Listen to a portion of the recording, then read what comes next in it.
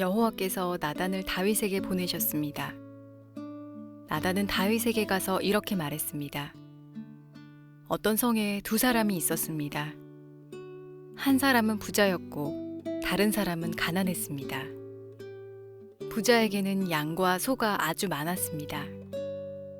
하지만 가난한 사람에게는 사서 키우는 어린 암양 한 마리밖에 없었습니다. 가난한 사람은 그 양을 먹여 길렀습니다. 양은 가난한 사람의 아이들과 함께 자랐습니다. 양은 가난한 사람이 먹을 음식과 마실 물을 나누어 먹으며 자랐습니다. 양은 가난한 사람의 팔에서 잠을 잤습니다. 양은 가난한 사람에게 마치 딸과도 같았습니다. 그런데 어떤 나그네가 부자를 찾아왔습니다. 부자는 나그네에게 음식을 대접하고 싶었습니다. 그러나 부자는 나그네에게 음식을 주기 위해 자기의 양이나 소를 잡고 싶지는 않았습니다. 그 대신 부자는 가난한 사람의 양을 빼앗았습니다. 부자는 그 양을 잡아서 나그네를 위해 음식을 만들었습니다. 다윗은 그 부자에 대해서 크게 화를 냈습니다. 살아계신 여호와께 맹세하지만 이 일을 한 사람은 죽어야 한다. 그 사람은 그런 일을 한 대가로 양을 4배로 갚아주어야 한다. 그는 무자비한 사람이다. 그러자 나단이 다윗에게 말했습니다. 왕이 바로 그 사람입니다. 이스라엘의 하나님 여호와께서 이렇게 말씀하십니다. 나는 너를 이스라엘의 왕으로 세워주었다. 나는 너를 사울에게서 구해주었고 사울의 나라와 사울의 딸을 아내로 너에게 주었다. 그리고 나는 너를 이스라엘과 유다의 왕으로 세워주었다. 너에게 부족한 것이 있었다면 나는 너에게 더 많은 것을 주었을 것이다. 그런데 너는 왜 나 여호와의 명령을 무시했느냐? 왜 나 여호와가 악하다고 말씀한 일을 했느냐? 너는 햇사람 우리아를 암몬 사람들 칼에 죽게 했다. 그리고 너는 그의 아내를 빼앗아 내 아내로 만들었다. 그러니 이제 너의 집안에는 언제나 칼로 죽는 사람이 있을 것이다. 내가 나를 존경하지 않음을 내가 보았기 때문이다. 너는 햇사람 우리아의 아내를 빼앗았다. 여호와께서 또 이렇게 말씀하십니다. 너의 집안 사람들이 너에게 재앙을 일으킬 것이다. 내가 보는 앞에서 내가 너의 아내들을 빼앗아서 너의 아주 가까운 사람들에게 줄 것이다. 그 사람이 대낮에 너의 아내들과 잠자리를 함께 할 것이다. 너는 남몰래 밧세바와 함께 잠을 잤다. 그러나 나는 이스라엘의 모든 백성이 이 일을 알게 할 것이다. 그러자 다윗이 나단에게 말했습니다. 내가 여호와께 죄를 지었소. 나단이 대답했습니다. 여호와께서는 왕의 죄를 용서하셨습니다. 왕은 죽지 않을 것입니다. 자, 우리 가슴에 손을 얹고 믿음을 고백하고 오늘 하나님 말씀 듣겠습니다. 한번 따라해 주시겠어요? 하나님은 나를 사랑하십니다. 나는 그 사랑 안에 있습니다. 하나님은 오늘 나에게 말씀하실 것입니다. 그 말씀에 능력이 있습니다. 그 말씀에 생명이 있습니다. 나의 마음을 하나님께 열겠습니다. 나의 생각을 예수님께 집중하겠습니다. 들은 만큼 변합니다. 들은 만큼 행복해집니다. 주님의 마음에 합한 마음을 가진 다윗이 추락했습니다. 우린 지난주에 믿을 수 없는 다윗의 타락의 모습을 보았습니다. 다윗이 가장 낮았던 때, 가장 어두운 시절을 보내고 있던 때부터 그 옆을 지켜두었던 동지이자 친구, 용사들이 있었습니다. 나중에 사무엘하 23장을 보면 그 이스라엘의 영광스러운 왕국의 자리매김을 도와주었던 용사들의 이름이 등장을 합니다. 다윗에게는 그냥 또 하나의 장군이 아니라 그 아둘람 동굴 시절부터 함께 했던 동지들도 많아 있었을 것입니다. 그런데 그 여인이 누군지 알아보아라 라고 사람을 보냈을 때 엘리암의 딸 우리아의 아내 바세바입니다 라고 하는 소식이 전달이 되었죠. 다윗의 37명의 용사의 이름 가운데 엘리암도 들어있고 우리아도 들어있습니다. 이런 먼 사람 아닙니다. 다윗은 멈출 수 있었습니다. 자신을 위해서 목숨을 걸고 전쟁을 했던 동지, 친구들, 용사들의 이름이 들려오는 순간 그는 정신을 번쩍 차릴 수 있었습니다. 그런데 욕정의 노예가 되어서 친구의 우정도 배신하고 친구의 아내를 빼앗아 버렸습니다. 임신의 소식이 전해지자 그것을 은폐하기 위해서 사랑하는 친구 우리아를 가장 치열한 전투 현장으로 파견을 하고 그리고 그를 혼자 거기에 떨어지게 해서 죽이는 간접 살인까지 다윗은 자행하였습니다. 그리고 우리아가 전사했다라고 하는 소식을 듣고 바세바를 왕궁으로 데려와서 그의 아내로 삼죠. 완전 범죄였습니다. 근데 지난주 마지막 성경 구절을 보면 11장의 마지막에 이런 짤막한 내용이 나옵니다.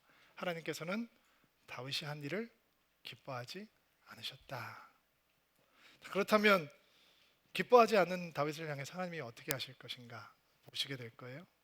여러분 믿을 수 없죠. 어떻게 하나님의 마음에 합한 사람이 이렇게 추락할 수 있는가. 지난 3000년 동안 다윗의 이야기는 어떻게 믿음의 사람이 단번에 추락할 수 있는지 경종을 울리는 이야기가 되었습니다. 또한 지난 3000년 동안 추락한 믿음이 어떻게 회복돼서 여전히 하나님의 마음에 합한 사람으로 살아갈 수 있는지 보여주는 최고의 인스피레이션, 최고의 영감의 이야기이기도 했습니다. 먼저 추락한 다윗을 회복시키는 하나님의 은혜를 보려면 밧세바 사건을 너무 사소하게 하려고 하는 유혹으로부터 벗어나야 합니다. 다윗의 사건을 보면서 사람들이, 특별히 형제들은 이런 생각을 할 수 있습니다. 다윗이 그럴 수밖에 없었다. 성경은 밧세바가 매우 아름다운 여인이었다라고 얘기하는데 누구라도 어떤 남자라도 그런 환경이 그런 상황이라면 아마 그렇게 할 수밖에 없었을 것이다. 목사님이라도 나라도 그렇게 할 수밖에 없었을 것이다 라고 자기 합리화 혹은 자기 핑계를 대는 것입니다. 우리는 그 생각으로부터 벗어나지 못하면 절대로 다윗을 회복시키시는 소망의 하나님을 만날 수 없습니다. 다윗은 지금 밧세바를 향해서 흉악한 범죄를 하고 우리아를 향해서도 끔찍한 죄를 저질렀지만 그 죄를 짓게 하는 근본에는 더 기초적인 근본적인 문제가 있었다는 것입니다. 그 문제는 무엇인가? 여러분도 잘 알다시피 다윗은 기도하는 사람이었습니다. 맞습니까? 그의 시편이 그가 기도하는 사람이었다라고 하는 것을 보여주죠. 다윗은 춤추는 예배자였습니다. 맞습니까? 얼마 전에 보았던 언약궤가 들어오는 자리에서 왕이었는데도 불구하고 속살이 다 드러날 만큼 춤을 추는 다윗의 모습을 우리는 부러워하고 흠모합니다. 그런데 왕이 나가야 될 전쟁을 나가지 않으면서 방만한 나태함을 보이고 있는 것도 굉장히 심각한 문제였지만 손때가 묻었던 다윗의 수금에 먼지가 쌓이고 있다라고 하는 것은 더 큰 문제였습니다. 여러분, 밧세바의 사건이 등장하기 전후로 해서 다윗의 기도 시편이 등장하지 않습니다. 다윗의 기도에도 예배에도 먼지가 쌓여 있습니다. 다윗이 어떻게 예배하는 사람이냐? 하나님의 장막에 들어가서 하나님의 언약궤 앞에 앉는 사람이었습니다. 그런데 수금에 먼지가 쌓여가니까 그의 예배에도 먼지가 쌓였을 것입니다. 그리고 하나님께서 밧세바와 간음을 범하고 우리아를 살인하는 범죄를 저지르면서 다윗이 멈추었던 기도, 다윗이 멈추었던 예배, 그것을 보시고 이제 다윗을 살려내기 위해서 다윗을 향해서 하나님께서 다가가시는 것입니다. 하나님은 다윗이 또 다른 사울 왕이 되기를 원하시지 않기 때문에 이제 긴급 조치를 하시겠죠. 어떻게 하시느냐? 1절 말씀 잠깐 보세요. 여호와께서 나단을 다윗에게 보내셨습니다. 누구를 보냈다고요? 나단을 보내셨어요. 나단이 누군가? 선지자죠. 여러분, 나단이라고 하는 이름이 등장했던 사건을 기억하시나요? 다윗이 하나님의 성전을 지어드리고 싶다라고 하는 열망으로 가득했을 때 누구하고 나누었냐? 나단하고 나누었습니다. 그냥 우리가 알듯이 선지자, 왕, 경쟁 관계. 나중에 이스라엘이 타락을 거듭할 때 아합 왕이 엘리야 선지자에게 그런 말을 하거든요. 맨날 안 좋은 얘기만 하는 사람이라고. 맨날 듣기 싫은 얘기만 하는 이런 관계가 아니고 다윗과 나단은 하나님을 향한 열정을 나누던 관계였습니다. 나단은 그에게 하나님의 말씀을 드리는 선지자이기도 하지만 다윗의 꿈을 나눌 수 있는 친구였고 다윗의 영혼을 케어하는 목자이기도 했습니다. 그리고 하나님께서 나단을 다윗에게 보내십니다. 근데 나단이 전해야 되는 메시지는 나단의 목숨을 앗아갈 수도 있는 메시지입니다. 왜? 다윗이 은폐하려고 했던 사건을 폭로해야 되기 때문입니다. 그러면 나단은 이 일을 어떻게 진행을 할까? 굉장히 지혜로운 방법으로 진행을 합니다. 그 이야기는 다른 제3자의 이야기를 들려주면서 다윗으로 하여금 자기의 영적인 상황을 파악하게 하는 것이죠. 여러분, 하나님께서 왜 나단을 보내셨을까요? 그 이유는 다윗은 절대로 스스로 의지만 가지고 회복될 수 없기 때문입니다. 사람들이 회개에 대해서 오해를 가지고 있는데 그 오해는 자신 스스로 뉘우치고 가슴을 치고 눈물을 흘리고 돌이켜야 된다라고 생각하는 것입니다. 자, 여기 한번 봐주세요. 여러분, 오늘 영혼 가운데 잘 심으셔야 되는 말씀입니다. 우리는 절대로 혼자 스스로 회개할 수 없습니다. 왜냐? 목사님 저 회개 많이 하는데요. 아닙니다. 다윗이 밧세바를 보면서 가슴을 뉘우치지 않았습니다. 밧세바를 데리고 오면서 가슴 치지 않았습니다. 밧세바의 임신 소식을 듣고도 눈물 흘리지 않았습니다. 우리아를 죽게 하면서도 오히려 가슴을 치고 뉘우치고 눈물을 흘리는 대신 이렇게 자기 포장을 하죠. 가증스럽게 싸움을 하다 보면 죽는 자도 있고 죽이는 자도 있는 것이다. 여러분, 하나님께서 우리로 하여금 진짜 보기 원하는 것, 진짜 회개시키시기 원하는 것, 그것을 우리는 절대로 스스로 찾아내지 못합니다. 하나님께서 알려주셔야 됩니다. 나단이 찾아와야 되는 거죠. 그러니까 나단은 다윗에게 축복인 거예요. 여러분은 나단을 가지고 계십니까? 제가 되드릴까요? 나단이 있는 건 저주가 아니라 복인 것입니다. 나단이 찾아와서 이런 이야기를 시작합니다. 한 마을에 두 사람이 살고 있었습니다. 한 사람은 부자였고 한 사람은 가난한 사람이었습니다. 근데 그 부자는 양도 많고 소도 많았습니다. 가난한 사람은 어린 암양을 어려서부터 키워왔고 자기가 있는 음식들을 먹고 자랐습니다. 그의 800개를 베고 자랐습니다. 근데 부자의 집에 손님이 한 명 찾아왔습니다.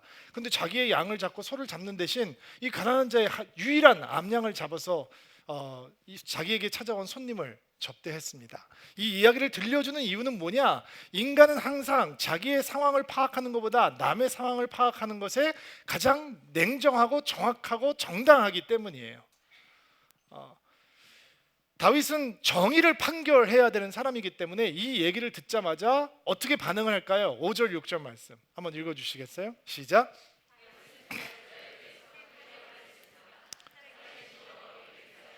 이 일을 한 사람은 죽어야 된다. 그 사람은 그 일을 한 대가로 양 4배로 바꿔줘야 한다. 그는 무자비한 사람이자.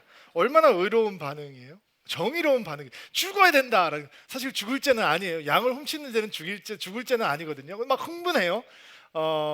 그리고 성경도 기가 막히게 다윗이 알고 있어요.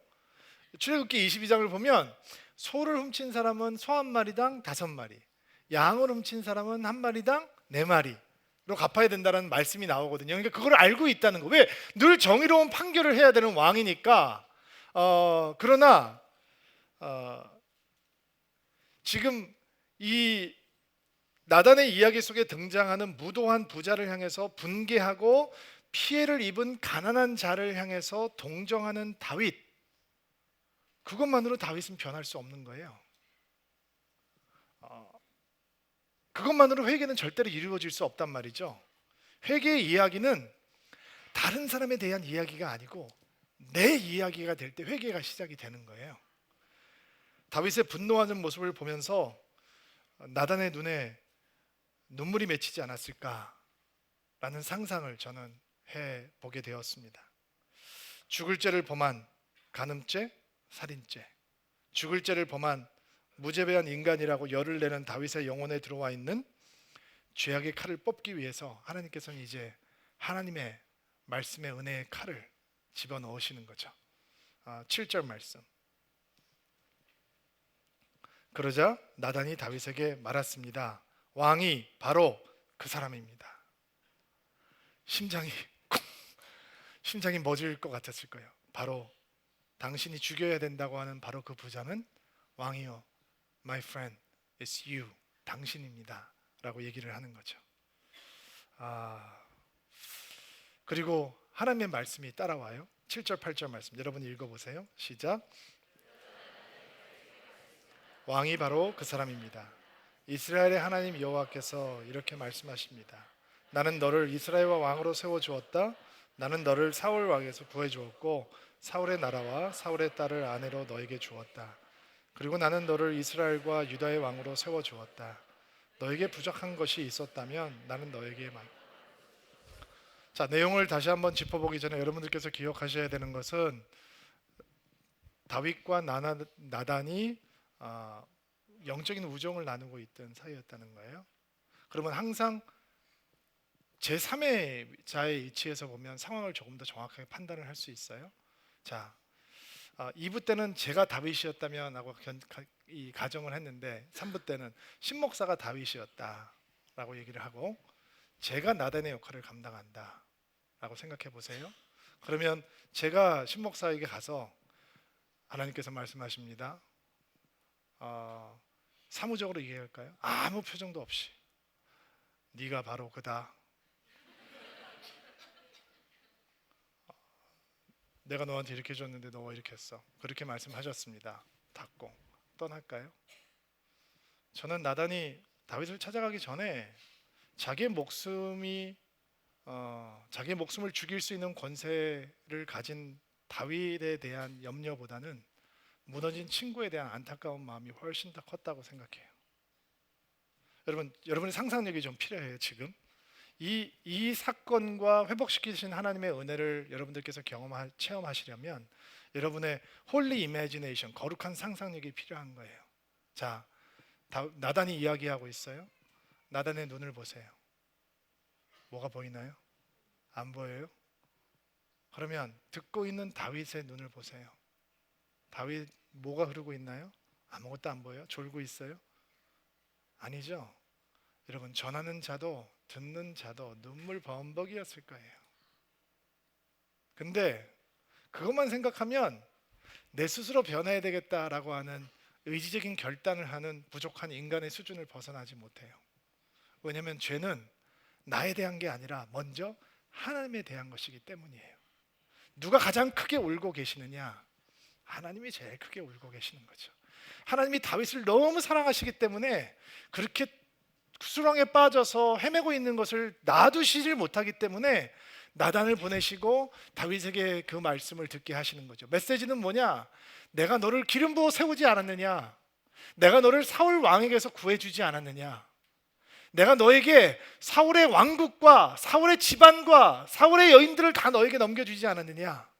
내가 유다 지파와 이스라엘 지파의 왕으로 너를 세워주지 않았느냐?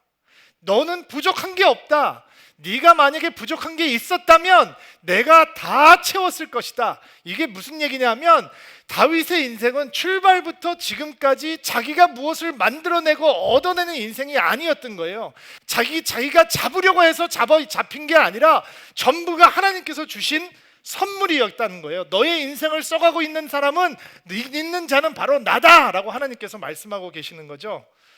그리고 하나님의 말씀의 날이 정말 가장 근본적인 것에, 다윗이 보기 원하지 않았던 곳에 임하기 시작해요.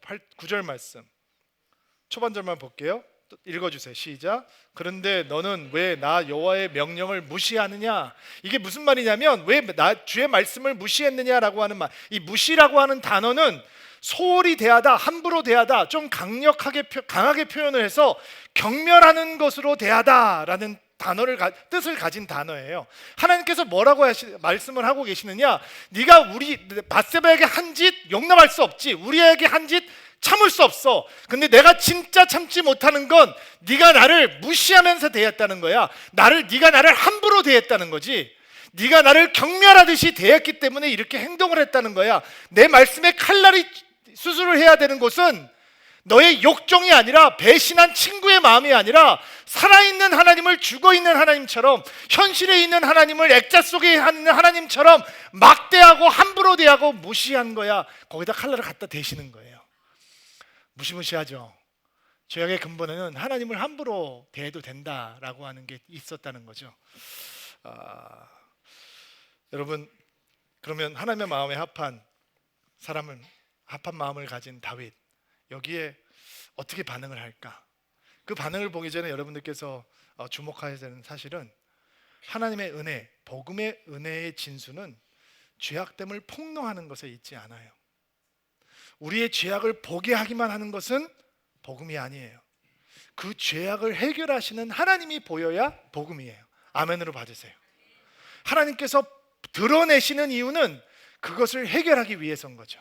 폭로가 목적이 아니라 생명이 목적인 것이고, 그 복음의 능력을 가져다 주시기 위해서 하나님께서 다윗에게 그가 보기 원하지 않았던 것을 나단을 통해서 보게 하시는 거예요. 자, 그러면 다윗의 반응이 무엇이냐? 13절 말씀 같이 한번 읽어볼게요. 시작.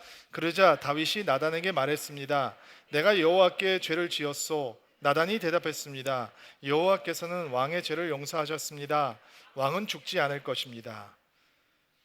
가장 위대한 다윗의 모습이, 가장 빛나는 다윗의 모습이 이 모습이 아닐까라는 생각을 해보게 돼요. 내가 여호와 앞에서, 하나님 앞에서 하나님께 죄를 지었습니다.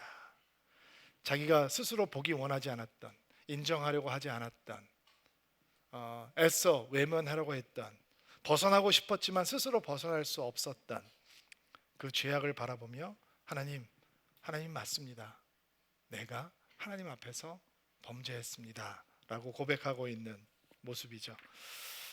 이 고백을 통해서 다윗이 회복되기 시작하는 것입니다. 여러분, 우리는 다윗의 추락과 회복의 이야기 속에서 죄에 대해서 하나님이 하시는 일을 보아야 되고 체험해야 하는 것입니다. 복음은 스스로 죄악에 대해서 책임을 지는 것이 아닙니다. 다윗이 하나님 앞에서 주님, 제가 죄값을 달게 받겠습니다, 이런 허황한 말을 하지 않았다는 것입니다. 여러분, 예수님의 제자 가운데 예수님을 배반했던 두 제자를 기억하시죠? 한 사람은 은 30냥에 예수님을 팔아넘겼던 가롯 유다였고, 한 사람은 예수님을 3번 부인하고 3번째는 예수의 이름을 저주했던 베드로였습니다. 둘 다 약심의 큰 가책을 받게 되었습니다. 근데 가롯 유다가 선택한 행동은 하나님을 가장 모욕스럽게 하는 행동이었습니다. 스스로 자기의 죄에 대해서 책임을 지겠다라고 생각을 하고 목숨을 끊죠. 자살을 해요. 베드로는 도망갑니다. 가서 어부 생활을 하겠다고, 예수님과 상관없는 삶을 살겠다고. 근데 뻔뻔하게 돌아옵니다. 그리고 예수님의 용서를 구하고 예수님의 용서하시는, 회복하시는 은혜를 의지합니다. 그리고 한 사람은 우리에게 정말 어떻게 예수님을 만났으면서 저렇게까지 떨어질 수 있느냐라고 하는 모델로, 또 한 사람은 회복하고 치유하고 만져주시는 하나님의 은혜를 보여주는 대상으로 내가 주 앞에, 하나님 앞에 범죄하였습니다. 그 고백이 나오는데 약 1년 정도가 걸렸던 거예요. 왜냐하면 밧세바를 데려오고 임신이 되고 우리아를 죽이고 은폐하고 결혼하고 만삭돼서 아기가 나왔으니까 그 정도 시간이 걸렸겠죠. 그러면 그 짧은 기간 동안 다윗의 마음은 어땠을까? 다윗은 블링블링, 아무도 모르지, 역시 내가 잔머리가 좀 돼, 광야에서 블레셋에서 익힌 게 이게 결국 도움이 돼, 이러고 살았을까요? 아니겠죠. 다윗은 어떤 마음을 가지고 살았을까? 그 당시 다윗의 심경을 담은 시편이 있어요. 읽어보실까요? 32편 3절 4절 읽어주세요. 내가 죄를 고백하지 않고 입을 다물고 있을 때 뼛속 깊이 사무치는 아픔을 느끼고 온종일 괴로워 신음하였습니다. 낮이고 밤이고 주께서 손을 짓누르시니 무더운 여름날 과일에 진액이 빠지듯 탈진되었습니다.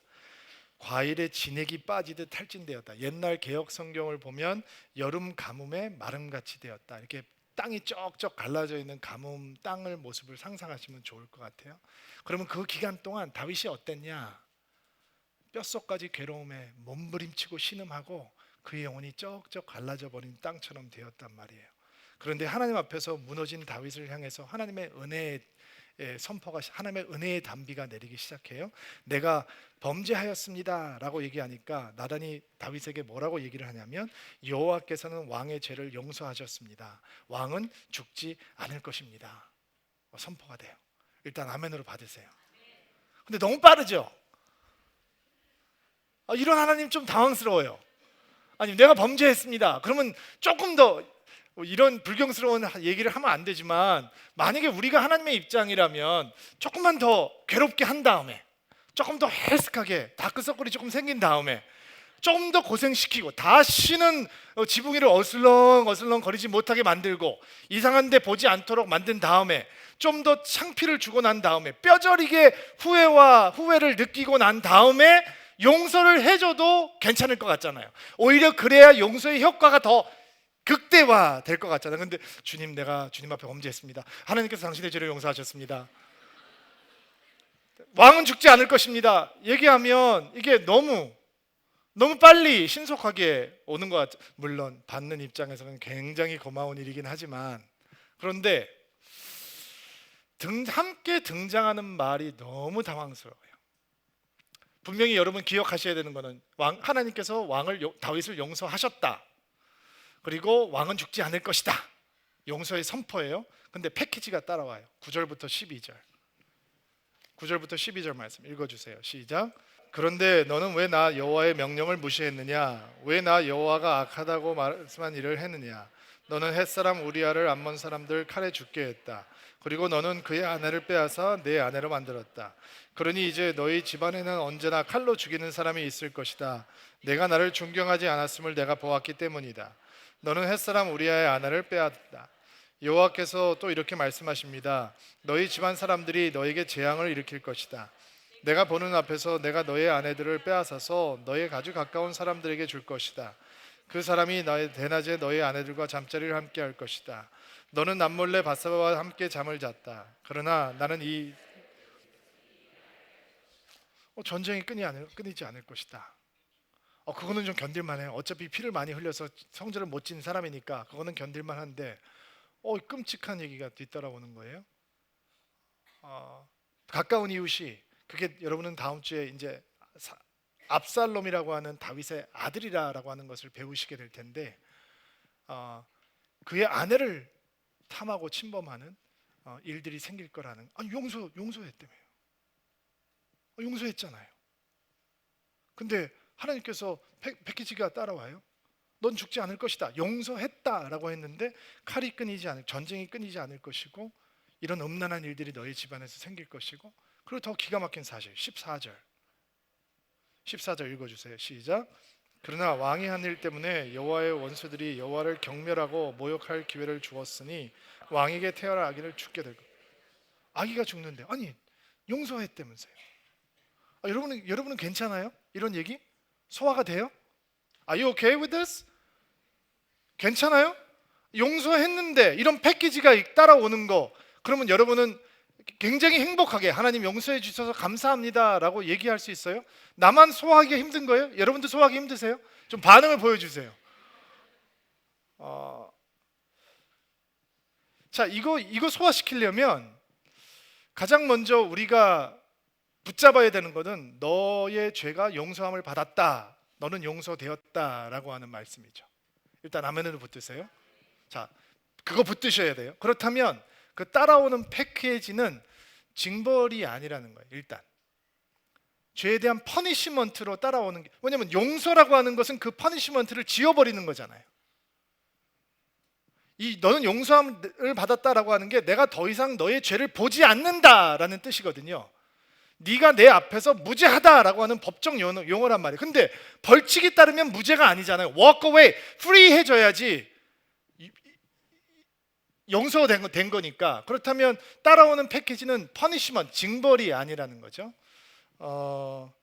자, 이런 하나님의 모습을 굉장히 이해하기가 힘들기 때문에 어떤 사람들은 이런 구약을 볼 때마다 내가 이래서 하나님 믿기가 싫은 거야. 하나님이 사디스틱하거든. 이런 생각을 하기 쉽단 말이에요. 그러나 아니에요. 절대로 그렇지 않아요. 왜냐하면 자, 여러분 보세요. 다윗이 사울 왕을 향해서 끝까지 칼을 들지 않을 때 다윗의 군사들은 뭐를 배우는 거냐면 충성을 배우는 거죠. 맞나요? 이렇게 충성스러운 거구나. 근데 우리아를 전쟁터에 보내서 죽게 하는 다윗에 대해서 다윗을 보며 다윗의 군사들, 다윗의 이웃들은 뭐를 보게 될까요? 의리는 아무것도 아닌 거구나. 그냥 손바닥 뒤집듯이 배신할 수 있는 거구나 라고 배우지 않을까요? 그들의 마음을 그들이 그런 마음을 갖게 하는 것은 하나님의 몫이 아니에요. 그들의 선택이죠. 또 하나, 여러분 아이들은 아버지를 보면서 배우게 되어 있어요. 원하든 원하지 않든. 그래서 이런 재밌는 얘기가 있잖아요. 좋은 것만 배워가지 않아요. 나쁜 것도 배워가요. 아버지가 혀가 짧은 분이 계셨어요. 그래서 풍이라고 하는 글자를 읽지 못하고 흥이라고 읽으셔요. 그래서 천자문을 외우는데 바람풍 해야 되는데 바람흥 하는 거죠. 아들이 천자문을 배우는데 아들이 이제 아버지를 따라서 천자문을 배우기 시작하는 거예요. 바람풍 해야 되는데 아버지가 바람흥 그리고 가르쳐 주니까 바람흥. 아버지가 너무 마음이 안타깝고 기분이 나빠졌어요. 야, 이 녀석아, 아빠는 바람흥 해도 너는 바람흥 해야지. 여러분 그게 돼요? 여러분 돼요? 야, 좋은 것만 본받아. 여러분 아버지들 그게 됩니까? 오히려 정반대예요. 좋은 거는 안 배워가고 나쁜 것만 배워가요. 여러분 저 신목사는 가게에 흐르는 저주 뭐 이런 얘기가 나오면 솔직히 좀 마음이 불편한 사람들이거든요. 건강하지 않은 신학이라고 생각해요. 그런데 아버지의 등을 바라보고 자라나는 아이들이 아버지의 좋은 것과 나쁜 것을 함께 배워간다고 하는 것은 부인할 수 없는 사실이에요. 밧세바를 취했어요. 그리고 그의 아들들이 그것을 보고 무엇을 느끼고 무엇을 배우고 무엇을 생각하고 무엇을 따라하는지는 하나님의 몫이 아니죠. 맞나요? 그것은 사람들이 하는 선택인 거예요. 그리고 하나님께서 말씀하시는 것들은 그 행동으로 말미암아서 그런 악한 영향력들이 다윗의 삶 속에 있을 수 있게 될 것이다 라고 말씀을 하시는 거예요. 자, 그러면 다윗은 용서의 소식, 그가 죽지 않을 거라고 하는 소식과 함께 그의 아들이 죽을 것이다 라고 하는 소식도 함께 전해 들었어요. 그럼 다윗은 어떻게 거기에 행동을 하느냐? 15절부터 17절 읽어볼게요. 시작. 나단이 집으로 돌아간 후에 여호와께서는 다윗과 우리아의 아내였던 밧세바의 사이에서 낳은 아들에게 큰 병을 주셨습니다. 다윗은 아기를 위해 하나님께 기도를 드렸습니다. 다윗은 먹지도 않고 마시지도 않았습니다. 그곳에 머물렀습니다. 다윗은 밤새도록 땅 위에 누워 있었습니다. 다윗의 집안에서 나이든 어른들이 다윗의 건강을 걱정하며 왔습니다. 그들은 다윗이 땅에서 일어나도록 애썼지만 다윗은 일어나지 않았습니다. 다윗은 그들과 함께 밥을 먹지도 않았습니다. 자, 그가 금식하면서 바닥에 엎드렸어요. 여기서 집안의 어른들이라고 하는 것은 이스라엘의 장로들을 의미하는 거고요. 그러면 땅에서 일어나게 하려라 했다라고 하는 게 단순히 기도를 멈추게 하려고 했다라는 의미는 아니겠죠. 그러면 땅에 엎드렸다라고 하는 것이 기도와 함께 또 다른 의미를 가지고 있겠죠. 우리나라 언어의 표현 가운데 털썩 주저앉았다라고 하는 표현이 있어요. 여러분은 털썩 주저앉아 보셨나요? 끔찍한 사건을 경험한 사람은 다 이게 힘이 풀려버리고 털썩 주저앉아 버리게 되죠. 지금 다윗이 무엇을 하고 있느냐? 그냥 엎드려서 기도하고 있는 게 아니고 너무 괴로워서 짐승처럼 땅바닥을 기어다니면서 하나님의 이름을 부르고 있는 거예요. 여러분 아빠들은 엄마들은 이 마음 알아요. 다윗이 무슨 기도했을까요? 살려달라고 기도했을 거예요. 내가 다윗이라면 이런 기도했을 것 같아요. 하나님 왜 내 애입니까? 잘못은 내가 했는데 차라리 나를 죽이십시오. 나를 데려가십시오. 아이는 살려주십시오. 이 아이가 무슨 죄가 있습니까? 나는 아버지라면 그런 기도가 나왔을 거라고 확신해요. 그가 납작하게 엎드려 기어다니면서 땅을 헤집고 다니면서 기도하고 있었어요. 그 모습이 너무 민망해서 장로들이 그를 이렇게 세워보려고 했어요. 그러나 너무 괴로워서 그는 일어나지 않았어요. 일주일 동안 금식하며 납작 엎드려서 기도하고 있었어요. 그런데 신하들이 수군거려요. 그리고 다윗은 눈치를 채요. 아이가 죽었구냐. 신하들에게 물어봅니다. 아이가 죽었느냐? 신하들이 얘기합니다. 예, 죽었습니다. 신하들이 왜 다윗에게 미리 얘기해 주지 못했냐? 살아있을 때도 저렇게 괴로워하고 누워있는데, 하나님 앞에 엎드려 있는데 죽었다고 하면 왕이 어떻게 반응할지 모르니까 얘기를 못했던 거예요. 자, 소화가 돼요? 여러분 이런 말씀 보면 그냥 명쾌하게 소화가 돼요. 용서받았다. 근데 애는 이렇게 죽는다. 할렐루야, 아멘. 돼요? 저만 소화하기가 힘든 거예요? 이거 어떡하지? 이거 주일날 어떻게 설명을 해야 성도들이 은혜의 하나님, 회복하는 하나님을 만나고 돌아갈까? 계속 한 주 동안 고민을 했는데 우리 지혜로운 도배 씨를 통해서 말씀을 이렇게 나누고 하다가 우리 친구가 너무 좋은 인사이트를 하나 가르쳐 주었어요. 다윗이 엎드려 있다가 죽을 것처럼 괴로워하다가 일어난다라고 하는 표현이 등장을 해요. 20절 말씀 보세요. 20절 말씀 읽으세요. 시작. 그러자 다윗은 자리에서 일어나 그리고 나서 다윗은 여호와의 집으로 들어가 여호와께 예배를 드렸습니다. 그런 다음에 다윗은 집으로 돌아가서 먹을 것을 달라고 했습니다. 종들이 음식을 가져오자 아들이 죽었으면 더 괴로워하든지 세상 사람 같으면 술집을 찾든지 무너져 버리든지 해야 되는데 다윗은 일어나요. 굉장히 상징적인 언어예요. 일어났어요. 무너져 있던 인생이 산산조각난 있던 인생이 일어난 거예요. 짐승처럼 괴들면서 신음하면서 괴로워하고 있던 사람이 일어난 거예요. 그렇다면 이 단어는 굉장히 영적인 단어겠죠. 그렇죠? 그가 일어났어요. 그리고 그가 어디로 찾아가느냐? 하나님의 전으로 들어가요. 장막에 하나님의 언약궤가 있는 곳에 가서 하나님 앞에 앉았어요. 추락하기 전에 그가 머무르고 있던 것, 그가 하나님의 마음에 합한 사람을 될 수 있도록 만들어 주었던 자리, 그 자리로 어떻게 찾아 들어가느냐? 아들의 죽음을 통해서 거기에 가는 거예요. 자, 그러면 애가 죽었다고 하는 생각을 하지 말고, 자, 우리가 산산조각 났을 때 어떻게 일어날 수 있어요? 누구의 죽음을 통해서? 다윗의 자손, 다윗의 아들 예수 그리스도를 통해서죠. 우리가 무너져 있을 때 어떻게 하나님의 전 앞에 나갈 수 있어요? 우리의 의지를 통해서요? 우리의 각오를 통해서요? 우리의 깡다구를 통해서 그런 일들이 일어나는 거예요? 오직 예수 그리스도의 아들의 죽음을 통해서이죠. 이게 감추어진 복음이라는 거죠. 구약 속에 드러나 있는 감추어진, 숨겨진 복음.